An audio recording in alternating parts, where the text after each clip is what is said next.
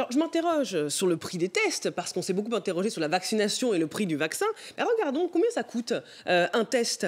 Un test PCR coûte environ 74 € à la sécurité sociale. Les tests antigéniques, on le rappelle, dont le résultat est disponible en une demi-heure environ, coûtent 34 €. Et rien que pour la semaine du 7 au 13 décembre, où 1,3 million de tests ont été réalisés, eh bien, la facture s'élève à 90 millions d'euros. C'est quand même une somme à prendre en compte, Rose. Non, mais bien sûr, personne ne nie que les tests sont coûteux, mais on ne cesse de marteler qu'ils sont nécessaires. Vous me disiez tout à l'heure que vous n'aviez pas de symptômes, mais justement, on vous a indiqué que parce qu'on n'avait pas de symptômes, il fallait aussi, vous pouviez avoir le virus sans avoir de symptômes, être asymptomatique et pourtant être porteuse du virus. Donc, et seul le test nous permettait de le savoir. Donc, c'est très compliqué.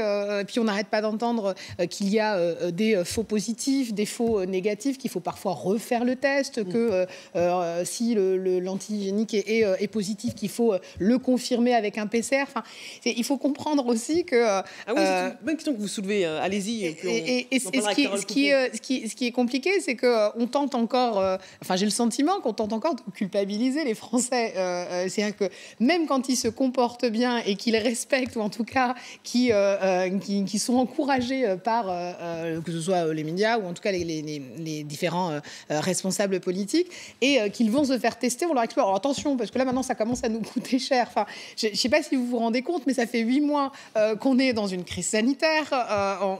On s'est pris 2 confinements, ou en tout cas un confinement et demi, parce que le second n'est pas complètement un confinement strict.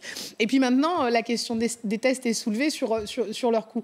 Enfin, moi, je pense à ces Français qui font preuve d'une endurance extraordinaire, qui vivent aussi parfois qui ont eu des drames personnels quand ils ont perdu des proches, qui vivent des choses difficiles, que ce soit le chômage partiel, parce que l'inactivité, lorsqu'on est en plus isolé, est particulièrement dure. Enfin voilà, moi j'aimerais plutôt saluer le fait qu'ils respectent beaucoup d'injonctions depuis un certain nombre de mois, et de manière plus générale saluer toutes leurs initiatives en parallèle. Moi je pense par exemple à Mamassi, qui a développé les psys dans la cité pour justement permettre à des gens des quartiers populaires de parler de leur isolement. Je pense à Greenwood, qui ont confectionné et qui continuent de confectionner des masques cousus par des mamans dans les quartiers. Enfin, je pense qu'il faut plutôt aussi mettre la lumière sur ça, plutôt que de constamment culpabiliser les Français. On nous demande de faire des tests quand ils sont faits, qu'on ne vienne pas nous dire que ça nous coûte cher, quoi, parce que c'est aussi un peu l'objectif. Je suis d'accord tout à fait avec vous. Alors, ça étant dit, la question